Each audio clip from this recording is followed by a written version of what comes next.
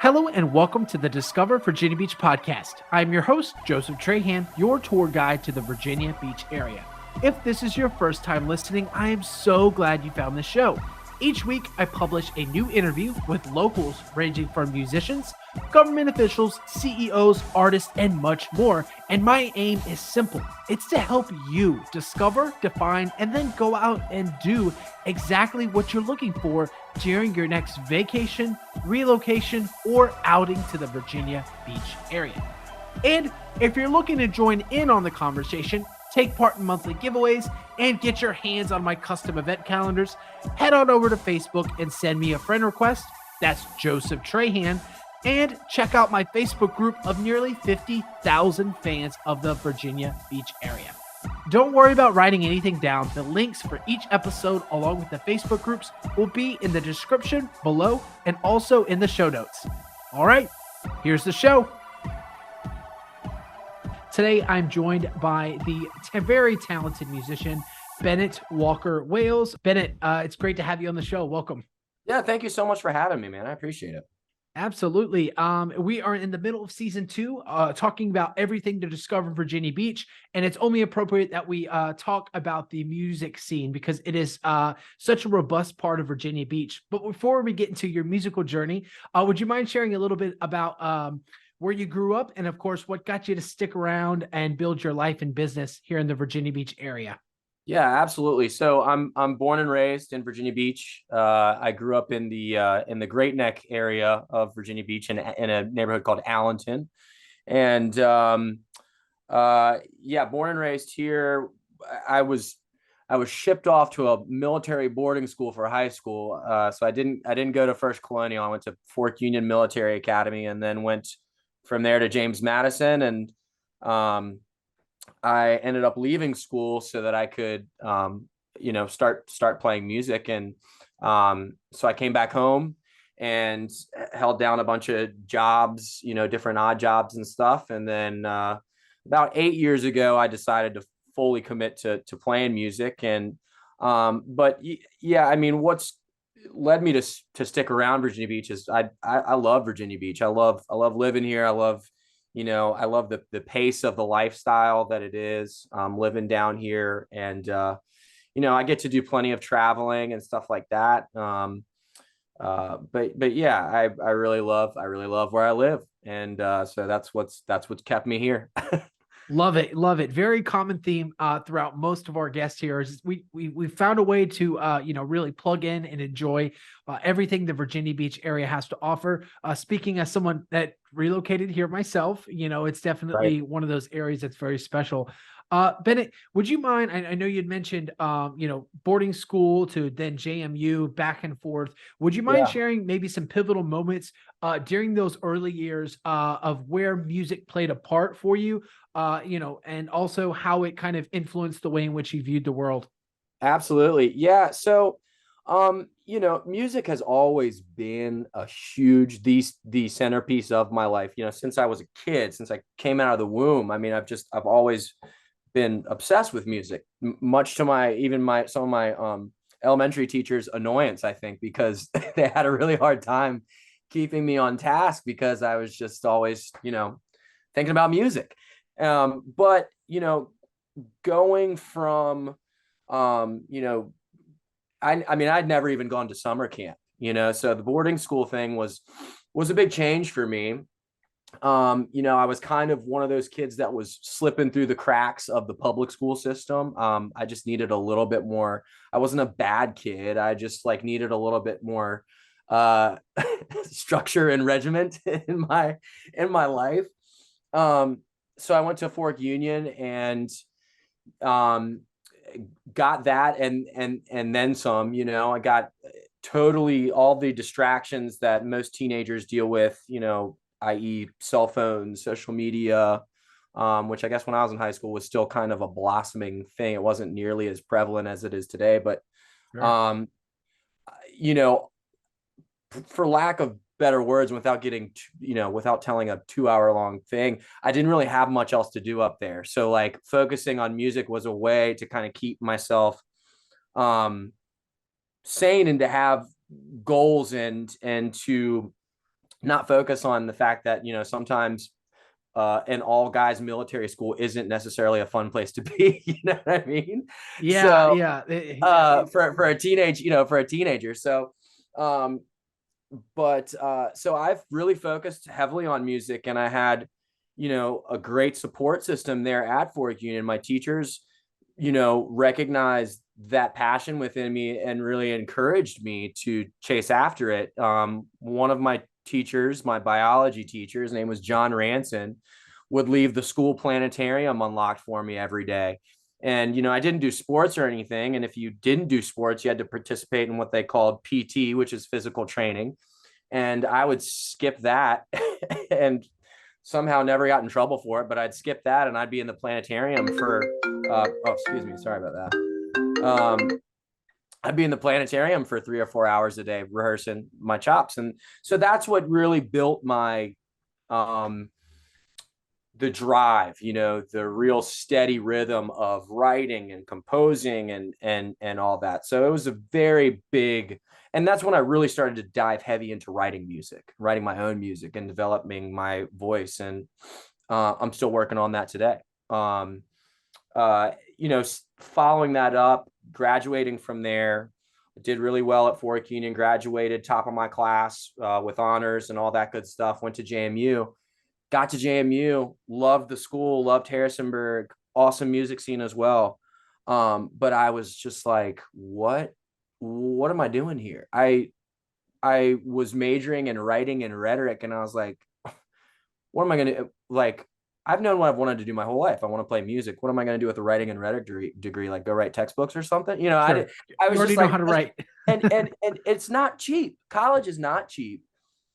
Fortunately, I was in a position that my parents were paying for my schooling, and I pretty much told them straight up. I was like, guys, like this is a waste of everybody's time and a waste of your money, and I can't in good conscience continue to let I couldn't in good conscience continue to let them pay for schooling that I wasn't going. I hated it. I thought I was, I felt like I was wasting my time. So I left, lived on the Eastern Shore for a year. How did they respond to that when you told them? They were not very stoked on it. They were not very, this was like the first week of college. I was like, this isn't for me. But first week of college, like, I'm sure parents hear that all the time. I'm sure that's a very common thing. It took them a while. I was at JMU for, I think, like 2.5 years before I finally got the okay to pull the plug and go tell the, people at JMU at admission office that I was like, that I was out and I was going to drop out. But left JMU, didn't come immediately back to Virginia Beach because I just kind of wanted some time to get my bearings a little bit and develop a plan, figure out how I was going to achieve chasing after a musical career. Sure. So I moved to the Eastern Shore and in exile and solitude, and lived over there for a year working on cars, which was like the most I'll never work on I will pay whatever it is for someone else to work on my car. I will never work on cars again. It's very tough work and your hands get beat up a lot and everything else. But I was there for a year working on cars and writing music and kind of figuring out how I was going to attack, getting after music as a career. Came back home, held a few jobs. The last of which was like a pawn shop / gun store. And my boss at the time, I think I was the only one that worked there that wasn't like, that wasn't like my whole life revolved around like gun ownership and like how they work. And it was very technical. Everybody there was super knowledgeable about how the things work, how to break them down, all that. I was just there to collect a paycheck. You know what I mean? It wasn't my passion or anything like that, like the rest of these guys. And my boss saw that and he was like, dude, you need to just go. And I was taken off already enough to go play gigs and travel and stuff. He's like, dude, you should just go. You should just go play music. And so I did. And that's what I've been doing ever since, full time for like really full time for about 8 years now. and that's where I'm at now. So that's the long short of that part of the journey. Yeah, yeah. Well, it sounds like there were definitely a lot of transitions for you. I mean, the structure of military school to then public college to then living on your own. Those are very distinct lifestyles. I can Totally. imagine it provided lots of reflection for the writing Oh, process. oh my gosh. Yeah, you go from the experience to Fork Union to JMU. You go from um at the time you think, God, this is the most difficult thing I've ever been through. But now that I look back, I'm like, oh my God, that was actually the easiest time. One of the easier times of my life. You're getting 3 square meals a day. You're being told where to go, when to be there. You not to say you don't think for yourself, but like then you go to JMU and you go to college and everything's wide open. You got nobody telling you what to do. Nobody telling you, hey, you have to go to class. You got to, wake up early for that 8 a.m. You shouldn't go out, partying on the weekdays or whatever. You know what I mean? Sure. So Yeah. like, lots of change, lots of reflection.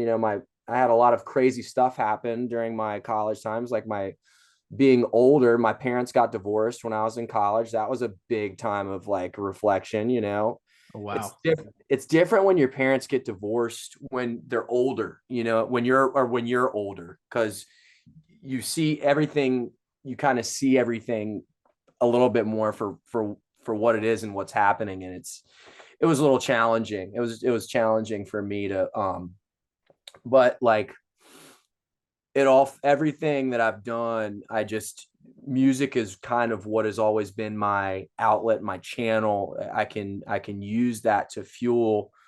um I can use music to get through those things, and it's always been it's been the one biggest constant in my life has always been music.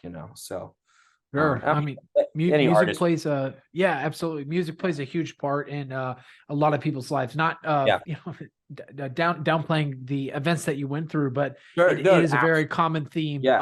outlet to have, and to take it a step further is very admirable to pursue. The music and the writing process. Do you remember your first instrument that you learned to play? What Well, was it? the first one that I picked up guitar when I was really young, but I didn't stick with it. And then I think the first instrument that I like wanted to like that I first got into was piano. At the time though, like it wasn't as appealing as guitar because, and now I'm kicking myself now because everybody, when you're young, you're like, I'm gonna play guitar because all the girls like guys that play guitar. Sure. And now I'm like, God, like everybody plays guitar, nobody plays piano. Maybe I'd be killing it if I was playing piano. I don't know. Who knows? But uh I picked up piano. I had a really great piano teacher. I just didn't have the patience for lessons or anything like that. I was too kind of young, I think, to appreciate what it meant to play an instrument. Um and so I was self-taught for guitar. I tried drums. I really wanted to be a drummer, like really badly wanted to be a drummer. But one of my friends was a lot better than me, and we had a band of just the two of us, and we would jam at his house. And it was obvious that I had to let him play. I had to pick a different instrument because he just Sure. Yeah. he was a natural. He was a natural at drums. So all roads kind of led me to guitar. And then once I got to military school, I was like, oh man, this is what I'm going to focus all my free time on, which was trying to teach myself how to play guitar, get proficient with the fretboard and knowing where notes are and all that stuff. And I'm by no means, I'm not a music theory guy. I learned that stuff when I was really young. I was a classically trained vocalist and learned how to read music and stuff, but I can still read music. It just takes me a very long time, Sure. I can imagine there's a lot more technology involved too. Sure. It's not No, just the yeah, not just the chords anymore. I mean, you're talking everything from the soundboard to the amps to the different pedal. the Yeah, pedals you can incorporate, electric, absolutely. acoustic. Absolutely. Yeah. And so, what ended up happening is I just became I'm a really strong rhythm player. I only started playing lead, well, attempting to play lead, a few years ago when the gigs started getting longer, and I was like, man, I've got to play for 4 hours. I need to like figure out how I can extend some of these songs to kind of fill up some of that time. And so I bought one of those loopers, and you with those things they're so much fun because you just, as long as you're on time, you lay down a rhythm track and then you can just practice. It's great. It's great for getting your fluency on the fretboard up, and for practicing your chops and stuff like that. So, but my main instrument has always been my voice, guitar, and I still play some piano. I love messing with the synthesizer, but it's totally secondary to singing. That's my real, like, as long as I don't lose my voice, like if I lose my hands, like I'll be okay. I'll still have singing. That's like my main instrument there. So I love that, and I appreciate you opening up about that, Bennett. I mean, going through those different transitions, it's very difficult for anybody, and including somebody like yourself, where you realize at a very early age you weren't the normal mold for the systems that were kind of in place for you already. So you kind of had to figure that out along the way. I understand you were featured in an article by the the Daily Discovery Songwriter. You reference, music and songwriting kind of as like a garden, and also, oh yeah, you're planting yep. seeds and allowing the time to grow. During that season of your early start of your career, looking back, are there any moments of clarity as far as what type of seeds were being planted during that portion of your time? Yeah. There, yeah. I mean, there, I have, I don't, I've always felt that, everything that I've done as far as pursuing music and really, to whatever end that might be, but just knowing that there were moments where my confidence grew as far as, being able to realistically look at what I wanted to do in my heart and my soul, which was play music, and knowing that doesn't necessarily mean that means you're gonna have,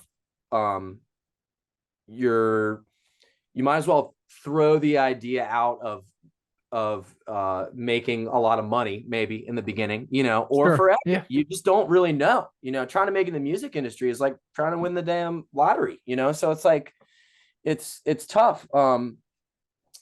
But there were moments where I would have opportunities happen for me, whether there be playing a good show or writing a song that I felt that I really resonated with, that I was like, you know what, this is what I'm supposed to do. I don't know where it's going to take me or where I'm going to end up, but I know that that's what I want to do.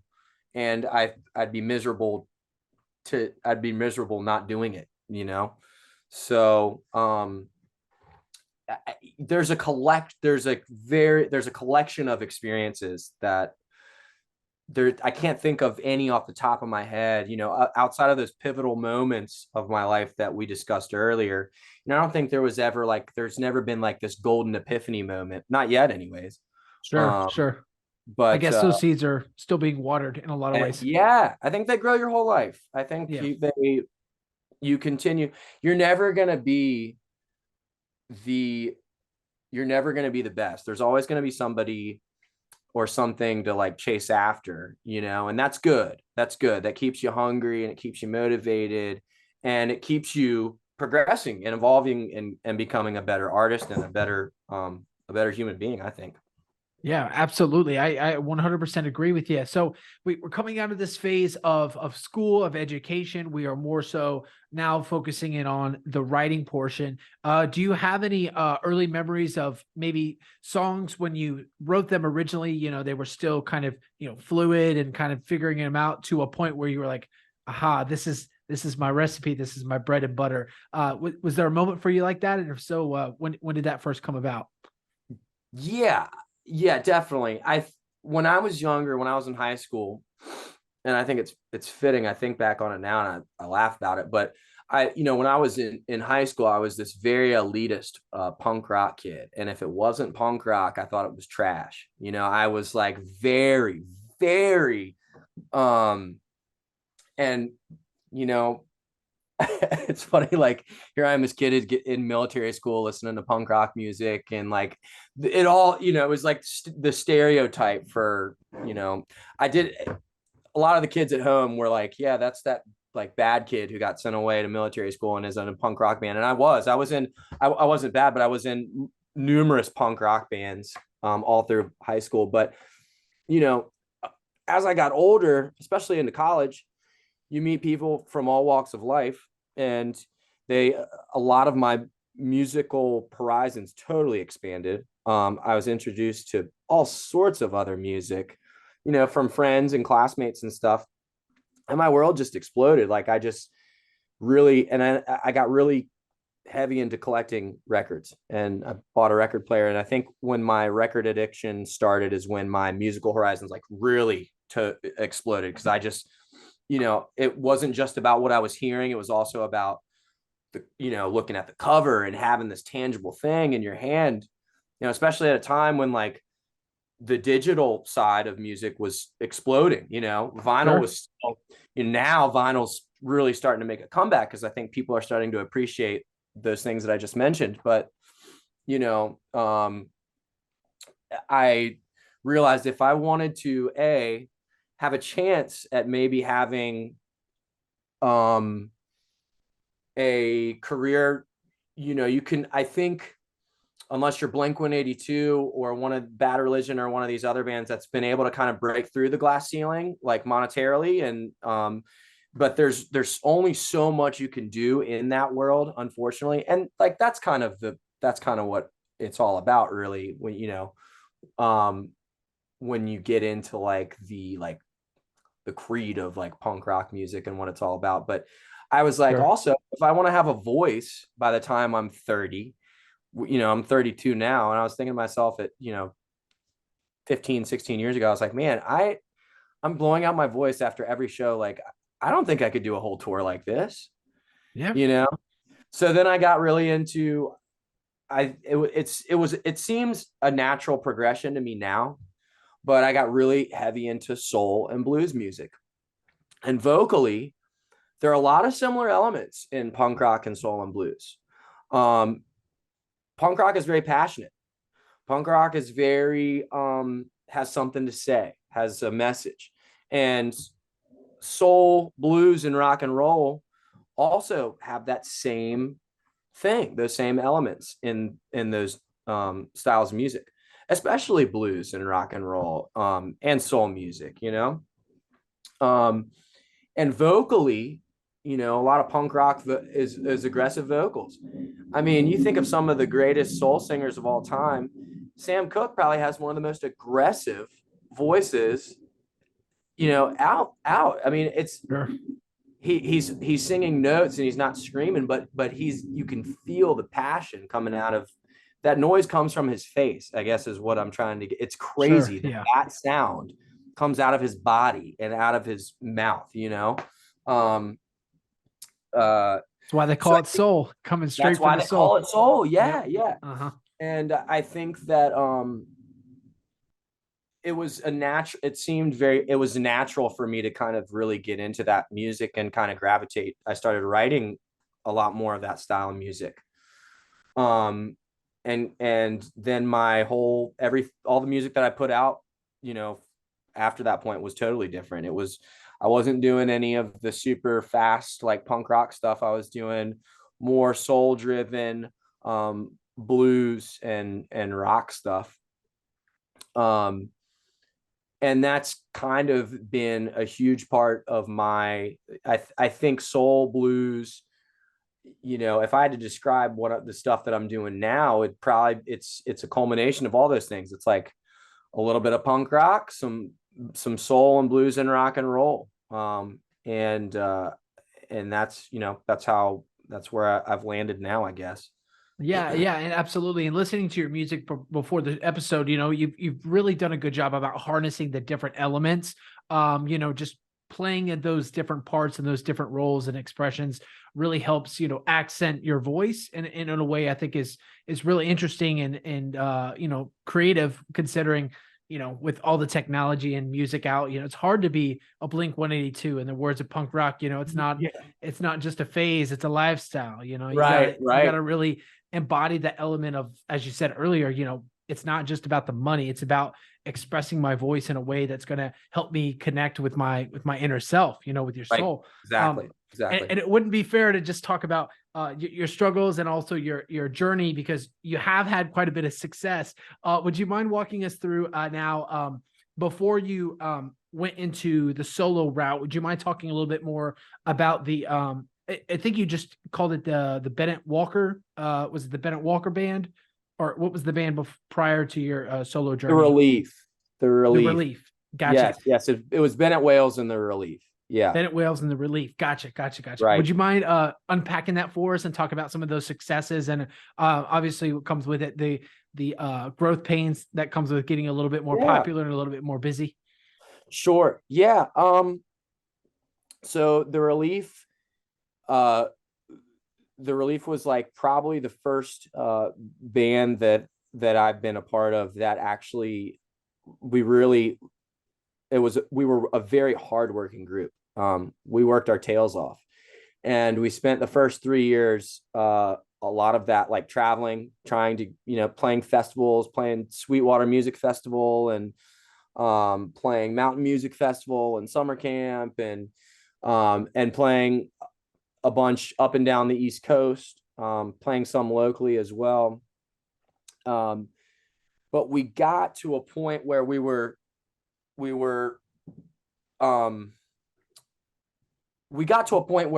had put out a couple albums, and we were in talks with a few people at some prominent agencies. This is like a month or two before COVID. And I think you can imagine what happens next. COVID comes, and all of a sudden, all those people that we had been dealing with no longer worked at these places because, a lot of these bigger agencies, what they ended up doing is laying off, 60-70% of their agents, booking agencies and some management agencies, everybody. And I'm sure that was out of necessity, but that's just the way that things went down. And unfortunately for us, we had worked for 3 or 4 years really hard to get to this point, and it was just like overnight you're back at ground zero. You're back at having to start from scratch, and not only start from scratch, but you got nowhere to go because you can't go anywhere because you had to stay in your house. And that really, I think, as far as the morale of the group, it really was just a huge hit to us. And understandably so. And at that time, some of the guys were also had young children and wives and things like this. So, it gave everybody an opportunity to kind of focus a little bit on family life, which I think is really, really important. And so, during that kind of downtime, a lot of things change and people's lives change. I mean, you're almost, it was about 2 years of that. So, right. I, not married, don't have any kids. Different lifestyle altogether, right? Yeah, different lifestyle. And so and also I was already supporting myself on music at this point, so I had to figure something out because I didn't have another option really. So, I started writing custom songs for people during COVID, and I called it the Song Shop. And so basically the way I set it up was like, people could send me a message or an email and they say, hey, I want a polka song about ham sandwiches. Write me a song. And it was all donation based. So people could pay whatever they wanted for the song. Sounds like the original ChatGPT idea right there. Yeah, maybe. Yeah, kind of. But but this just like exploded, and next thing I knew, I had like all the local news stations like at my door, like calling me, and radio stations and stuff. It like became this huge story. But I was like, man, I've it got me into this rhythm of writing. I was turning over a song a day, and Sure. I would mail them the handwritten lyrics, and then I would perform the song live on Facebook Wow. So every cool. night. So Every cool. night at 7 o'clock, I would perform one of these people's songs. And so that became, and people were on incredibly generous in what they paid for some of these things. I mean, I was blown away. I was blown away by the generosity of some of these people that with their donations for these songs. But it got my gears turned. I was like, man, I know I've got something. I'm not I'm not the greatest songwriter in the world. I'm trying every day to become better, But I know I've got at least enough. I've got something, enough juice in the songwriting machine within me that I can do something like this and support myself. And I was like, you know what? I needed a creative endeavor at that time. I was like, I'm gonna write a solo record. So I did. And I wrote a solo record. Some of the songs from the song shop ended up being on this record. I'd say about half of them actually were probably song shop songs from my introducing Bennett Walker Wales record. Um, and and it kind of became, at that point it grew legs, and I started getting all sorts of other opportunities, and I was just like, this is, the universe is trying to take me in a direction, and I need to chase after it. And so that's Sure. kind of what kept me on that that path, um and I um I worked with my drummer for the Relief, Drew Orton, one of the best drummer I've ever played with, and I think one of the, not only one of the best drummers in Hampton Roads, but I think one of the best drummers in the country, to be honest. Shout out to Drew Oren. Shout out to Drew Orton. We've been working together for almost 10 years, and he played drums on my solo record. We're involved in a new project now, which we can talk about a little later. But um, he's been a constant in all of my musical endeavors since we met and since we first started playing together. But yeah, that's kind of what drove me to writing that record and starting that project. Yeah, that's wow, what a great idea. And at a time where, your back was against the wall, you were alone, and in a lot of ways, your band had essentially had to prioritize other things, and the world itself was upside down as we knew it. So well, Sure. thank you for doing that. That's really cool story, and I'm sure that's what drew a lot of the local news stations in, is just something that is very creative and unheard of. And if you weren't a good songwriter before writing a song a day for like a year and a half, then Something. you are now. It's like, yeah, it was like going to the gym, but Sure. the songwriting gym. I love that. Any favorite songs that stand out to you, maybe that didn't make the debut album online, that you still kind of think about and chuckle, or maybe are meaningful to you? Um, there was one song that I wrote for a guy um who wrote in and said, "Hey, I think maybe he was celebrating maybe a year of being clean and sober." And he was like, "I've since um fixed all my relationships, and I'm with the love of my life." And he wanted me to write a song kind of about these different struggles that he had. And he gave me some references. So I wrote a song called, I think it was called Redemption. I think it was called Redemption. And I haven't played it in a long time. I I mean, you have to understand too, I wrote, we're talking over 100 of these things. So like, Sure. some there was definitely some that stuck out more than others, but not to say that I was like not trying to make each song like, Oh quality no, of course, stuff, but not. Yeah, you're writing a song a night. You're already performing them. They're unique in yeah. and of that So, but experience. I do remember this one being pretty special because it was about an issue that struck a chord with me, like personally, like all of my buddies that I grew up with in my neighborhood. I grew up in a pretty nice neighborhood. It was like, I would say like upper middle class neighborhood, but we had a terrible, you know, wave of, um, uh, the heroin epidemic, and all these kids got hooked on the stuff. And, a lot of my buddies are dead because they got hooked on that stuff.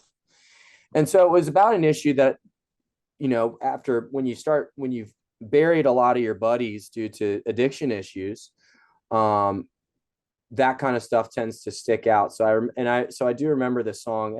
I never recorded it, but I still do remember it. I've considered putting it on another release, but yeah. And there were, honestly, man, there were a lot of songs like that. There were a lot of songs that people were, there were a lot of fun ones, like people wanting to have songs written about their dogs chasing squirrels and, Right. fun stuff. But there were a lot of ones that were like, some of them were kind of heavy, and I had to, at one point I had to take a little break, because you start writing a lot of this stuff and like you're putting yourself in their shoes. And so mentally it can really it can take a lot out of you, hearing Sure. some of these Yeah. stories and stuff like that.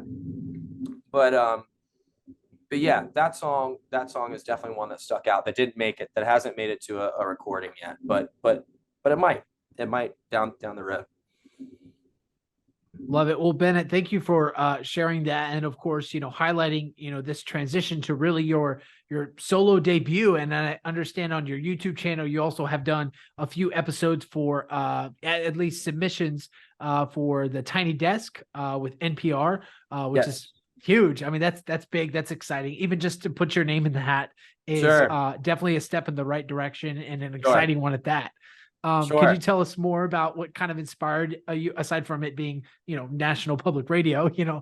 any, what was that thought process like of saying, yeah, I want to write it for, submission for NPR?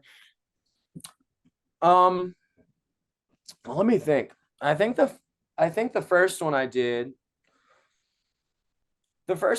just to throw my name in the hat, just kind of for the hell of it, to be honest with you. And that was, I was, that might've been 7 years ago. There's a song called Sugar Walls, and it didn't win, but I was like, you know what? I'm going to throw my name in the hat. The second time I didn't, after participating once, I was like, you know what? The songwriting contest thing isn't for me. Sure. I don't know why. It isn't for me.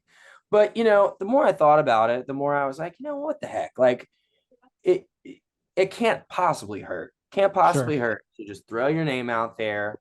And that contest has grown in entries every year. I mean, last year there were 6,000 entrants into this contest. So like, but the second time I did it,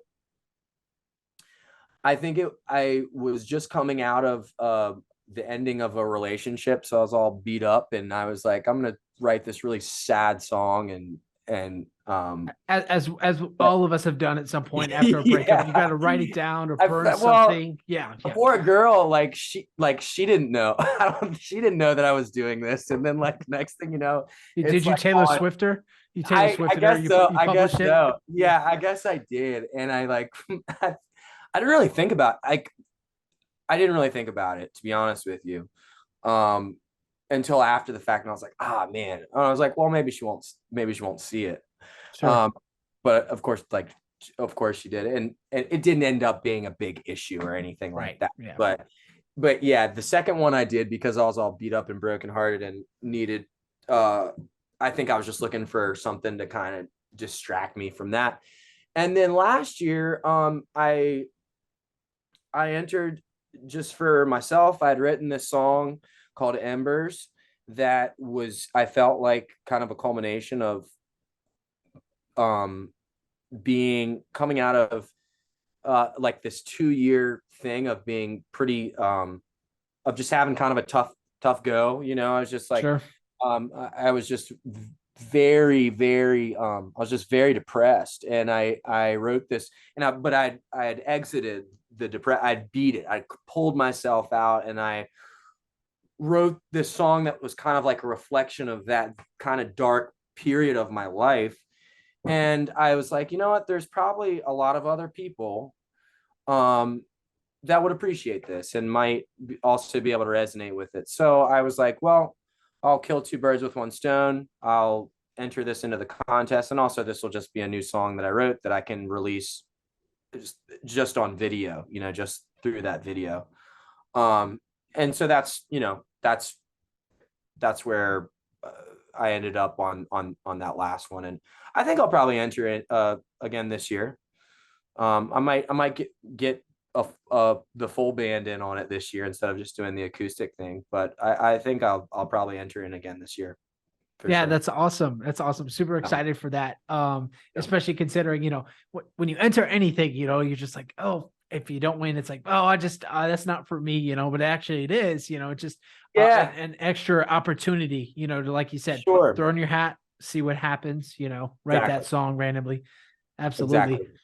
Well, Exactly. Bennett, looking forward to future endeavors and future products Yeah. projects. Excuse me. Is there anything Mhm. on the horizon that you're excited about that you might be able to share with us in a little bit more Yeah. detail of what we can expect from you in the future?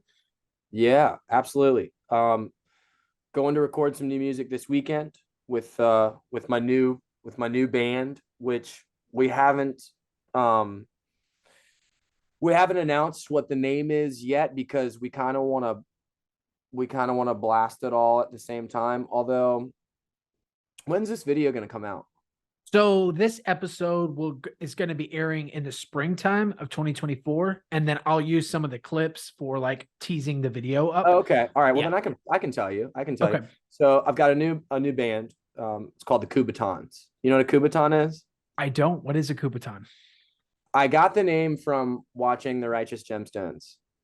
I don't know if you've ever watched that show before, but it's absolutely hilarious. Kenny Powers directed it. Okay. But I'll have anyway, to check that out. so it's so funny. But a Kubaton is like a little self-defense. Like, have you ever seen, like, you see them on people's keychains? They're like little batons about that big, and they're like little self-defense. You can put them on like pressure points, or like, they're like a self-defense keychain, basically. Sure, sure. Is I it kind of chose like a this. ruse, like it's a gag gift kind of deal? Yes, kind of. Like, you can find them at gas stations and stuff. You know what I Sure. mean? But I don't know. For whatever reason, I like the sound of the word Kubaton. Like, it's just funny to me for whatever reason. But this scene in Righteous Gemstones is really funny. If you get a chance, you can just Google Righteous Gemstones Kubaton, and like, it was something stupid. Needed a band name. Didn't want to. We had started writing this music, and we wanted to be a band entity, and I didn't want it to be, because I'm playing with such high caliber level players that have their own history and their own, can hold their own in their own right. So, like, we wanted to make this a band entity and not Bennett Walker Wales with a backing band. Sure. Yeah. And I'm writing the music, and I'm writing the lyrics and stuff like that. But it's um I'll bring an idea to the table, and everybody gets in on it. Everybody's getting on the ground floor of the creative process. But it's called the Kubatons. This weekend, we're going to Bakery Recording Studios in Richmond to record our debut EP. It's going to be 4 songs. And I'm really, really excited about that. The songs are really, really fun. They're really good. I can't wait to bring them to life. The guy that we're recording with is a buddy of mine. We've wanted to work together for, the last couple of years, and finally both of our schedules have lined up so that we can make it happen. Um, and we'll be playing a bunch of shows and doing some touring and stuff like that in 2024 as the Kubatons. And honestly, that's good. That's like my main focus. All my attention is kind of on that right now. I'll always have my solo stuff. I'll never quit writing stuff for, songs that'll just be for me. But Sure. um, playing music with other people, especially your buddies, is so much more fun. It's so much Absolutely. Yeah, fun, it's and part of the community. it's Yeah. part of the community, and it opens up this whole new world of possibility and what you can do sonically too. And anyways, but yeah, that's the latest endeavor as far as music, musical endeavor goes, is That's so focusing. much fun. That's incredible. Yeah, Can't yeah, look I'm forward to. excited. I'm very excited to look forward to. You said the Coupetons. Yeah, it's called Kubotans. Kubotans. Coupetons. All right. Kubotans. Yeah. Perfect. Perfect. Well, yeah, let me know when it drops, and I'll I'll for clip this sure. segment here, and we'll ramp it up and exciting. And for those listening Absolutely. now who are like, why are we editing in the middle of the video? Because that's what we do here at Discover Virginia Beach. We are here to discover everything in live action as it's happening. And with that said, Bennett, I know you got to get back to it. You got to get back to writing songs. Got to get back to work. I wish I did have to do that. I've got to get back to doing laundry. That's why we're having this Got to get meeting back to in my doing laundry. kitchen right now I'm actually instead of doing my. laundry too. Is this laundry hour? Is that just how It's this gotta works? be. It's gotta be laundry hour. Maybe there's a song idea in there somewhere. I don't know. Laundry hour. Yeah, there you go. There you go. All righty. With that said, we're going to move into our last section here. It's going to be rapid fire. These questions are quick and fast. You can answer with as much or as little detail as you want. Are you ready? I guess ready as I'm gonna be. Yeah. All right, let's start off simple. Acoustic or electric guitar for just a casual jam, whether you're listening or playing along. Acoustic. Favorite song to perform live to, whether you're copying another song and covering them, or you're writing, singing one of your own. I would say covering John Mayer Gravity. Classic. Would you prefer running on the beach or hiking in the woods? Hiking in the woods. Any woods in particular here in the Hampton Roads, Virginia Beach area for our hikers out there? First Landing. I mean, you're not hiking so much as you're walking, but you kind of get a little dose of both. You can get the beach if you get close to the Narrows out there, or you can go on the other side and hit the trails and stuff. But yeah, hiking in the woods is definitely preferred. Classic. Love it. Love it. Is there a book or movie that has greatly influenced you in the way you write music and kind of view the world in general? Yes, there is. 2 seconds. Let's see it.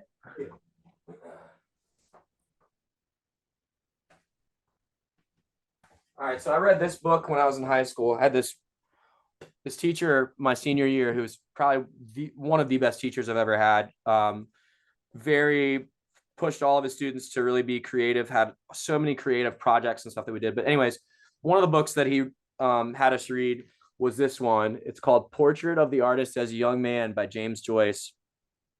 I had to read this book 3 times before I really understood it because of the way it's written. It's written in a literary device called stream of consciousness, which is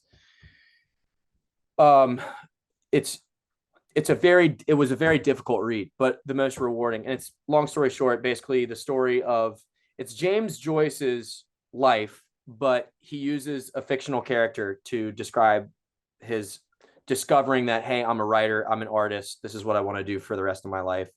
Bunch of really cool references to like Greek mythology.